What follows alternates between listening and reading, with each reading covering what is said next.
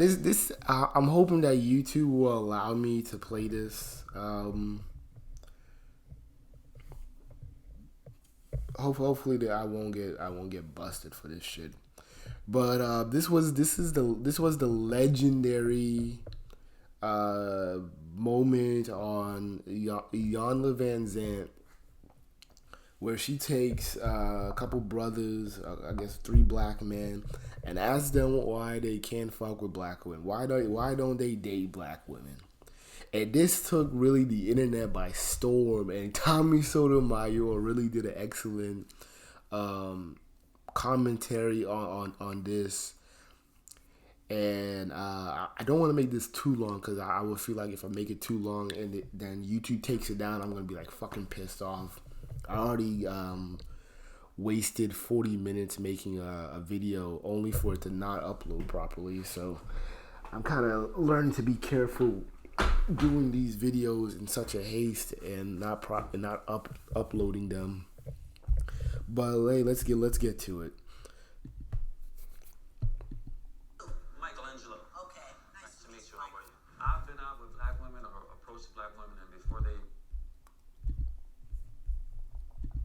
knew me, they said, "How many kids you got? How many baby mamas you got?" Dating outside my race, I haven't had no issues like that at all.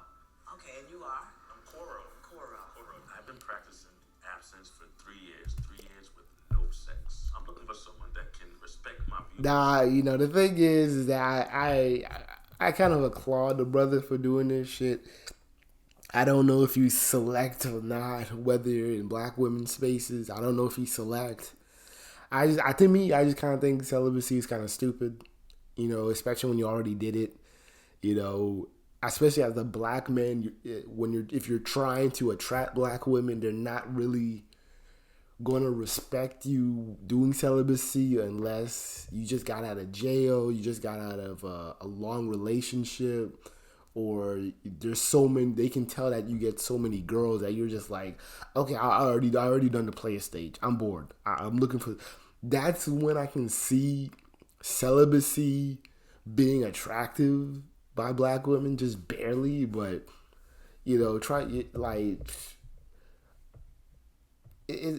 I would say it's just as bad as telling a black woman in your mid-30s or 40s that you're a virgin. Instant kill, man. I won't even do it. But hey, sometimes, even with black women's low standards, they still don't give you any ass. So I can't say anything. There's someone that can love me for me. And you are both. And that's something that black women will never do. They will never love you for you.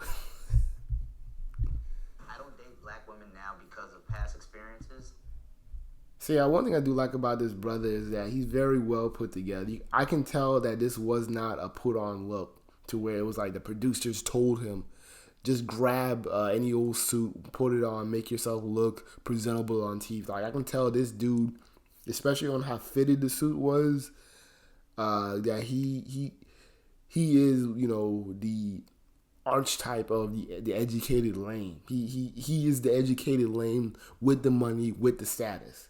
So I can kind of tell by that way how he positions himself, how he carries himself.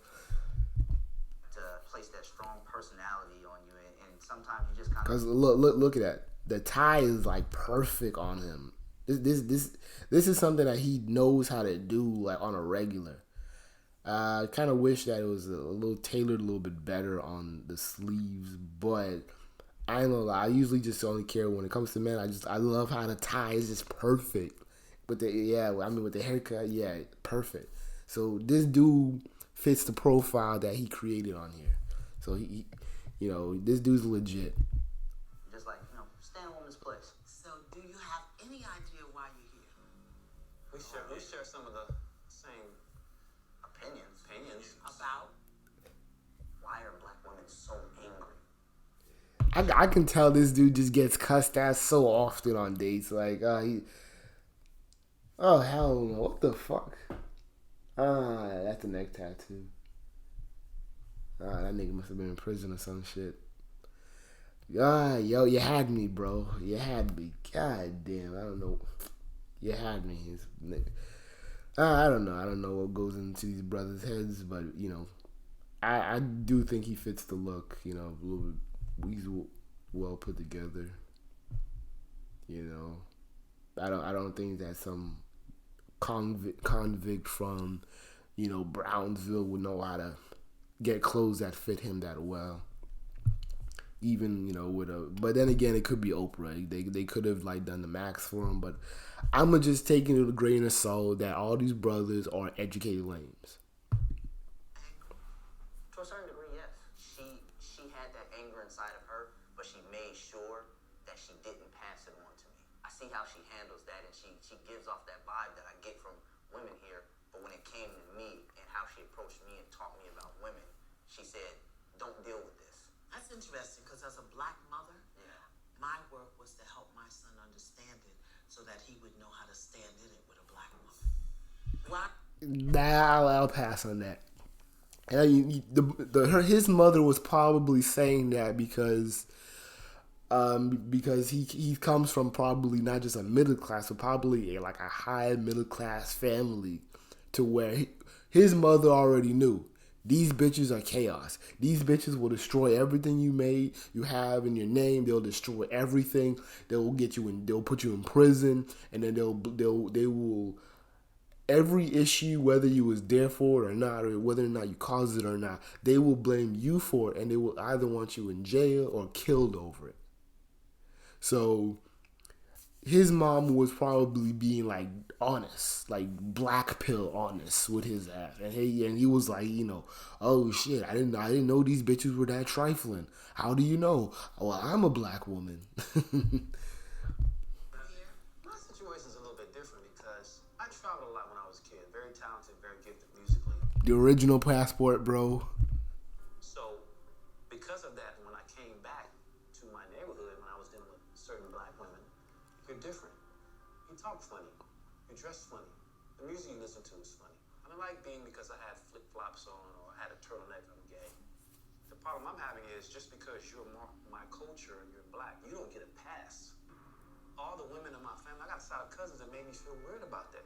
How can anybody make you feel? I hate that shit. I'm most likely he's speaking from the presence of him being a teenager, young adult, and maybe even a kid. So I'm not gonna.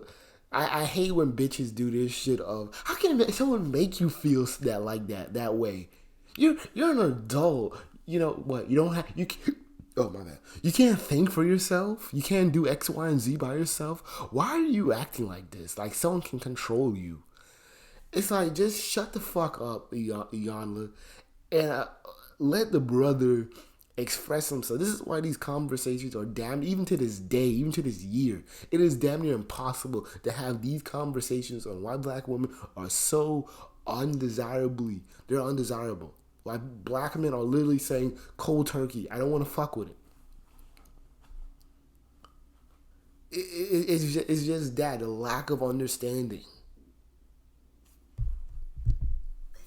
You get to choose how you feel. You don't know that when you're kids, it's a psychological imprint. What does that have to do with the He's a kid. He was a kid. He was probably bullied, teased. We all been through that shit. We all seen the kid from who had to sit by himself because he wasn't wearing jabots, or he didn't have forces, and his parents made sure that he didn't get out the house with sagging pants.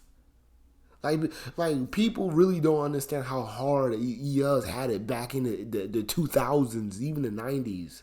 I would say from the 80s to the 80s. I'll probably say from the 70s, probably to the mid 2010s. People really did not understand what we went through. It wasn't just being punched in the face or being stuffed in lockers. Like, a lot of us were going through extreme hell. And not even just about the black women or girls. From black men, other black boys. Like, that is some shit that the black community, I'm surprised that the black community withhold and is keeping that a secret. As if we didn't exist, as if we weren't being fucked over, as if our heads weren't being psychologically fucked. And this is like one of the best well-kept secrets in the black community, is their denial that they were fucking us over. And then they're mad when we say, "Oh well, hey, I don't want to fucking deal with you guys. I hate you guys." Oh, you must be on some coon shit. Oh, you must be on some Uncle Ruckus type shit. I'm like, tell me this. Tell me how the hell I'm the bad guy for not wanting to fuck with you, and you're telling me I lose my blackness. I'm not on code. I'm not. I'm soft shoeing. But yeah, when you were fucking with me and you were making fun of me for X, Y, and Z, it didn't. Those things that you put on me somehow don't count on you. You weren't soft shoeing. You wasn't hating on another black man as if isn't hating on another black man. Ain't that soft shoeing? Ain't that cooning? But you guys want to act dumb. You guys want to act dumb doing that shit or not acknowledging that shit. Now, with a black woman, I have this in my mind before I even talk to you. She's going to think I'm weird. And that bothered me a lot. When I went to junior high school, I got bussed from Ocean Hill, Brownsville to Flatbush. And they spit on me and called me a nigga. Oh, that's white folk. On me. That's white folks. Most likely those were white folks. Maybe niggas, but again, like you're not. You're trying to put this greater pain and try to say that, well, I went through this greater pain and you guys are just crying about how a girl didn't give you any ass after prom. Like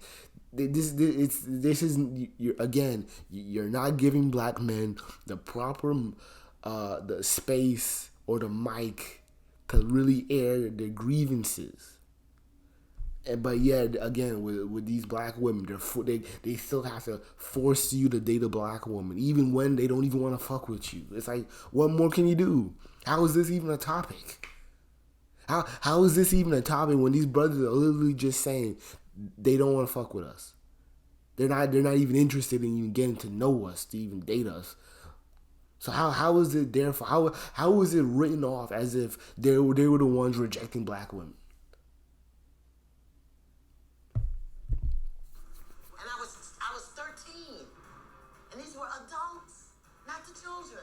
So yeah, white folks. That don't have nothing to do with who I am today. What is your excuse? A lot of black women, they don't want to talk to me. She almost wanted to say, what was your excuse? Some of them don't want to talk to me. Some of them want to talk to me because, one, I'm a God-fearing man. I don't believe, like right now, I'm practicing abstinence. I'm not having any sex whatsoever. Oh, he's abstinent. Why you ain't in the church? I am in the church. I'm going to tell you about the church women. If you don't have a collar, they don't want to talk to you. I'm going to be straight up. But if you don't have a collar, they don't want to talk to you. Do you know what the collar represents, though? I guess it's purity or, leadership or, I don't know, a divine... How about power? Yeah. How about power? That's what it represents. Okay. But let me tell you why I've called you here today. It might have been a cut. I'm pretty sure they delved down into it deeper, but I'm just gonna give it the benefit of the doubt that it was a cut because because I really didn't like how she kind of just said fuck it, and then didn't even entertain it. I'm like, hey, well, who's the pastor? Well, is the pastor married? Is he entertaining women? What's up? There isn't a singles meetup or Bible study. What's going on? She just ended it like, oh shit, now I have to be a pastor or a deacon and get a stupid ass collar around my damn neck to be influential in a church I've probably been going to for 5 years or more.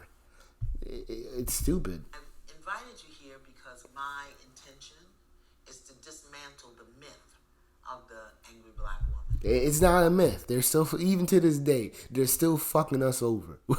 There's so many stories right now in 2023 of black women literally fucking black men over. You guys are angry, but the thing is that I'm waiting for. I'm waiting for the shit to tip off to where you guys all become self-conscious of the shit. Because I'm still wondering if it will ever get to that boiling point to where it's like, hey, It can't hold any more water. It can't. The boiling water cannot be contained. Someone has to address the spill, and it's gonna have to be black men. But hey, when black men, but the only response you're gonna get out of black men is really just this: hey, fuck it, we're not gonna date you guys. We're not gonna dive deep into trying to save the boiling water and putting into another cup and trying to save it. Blah blah. Nah, it's spilled. We ain't fucking with it. Let me just get something else. I'll take juice instead. I'll take some milk. I believe it's a myth.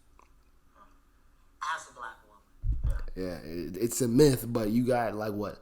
You got like what, 8 seasons, 100 and something, 200 episodes about black women just fighting and beating each other up.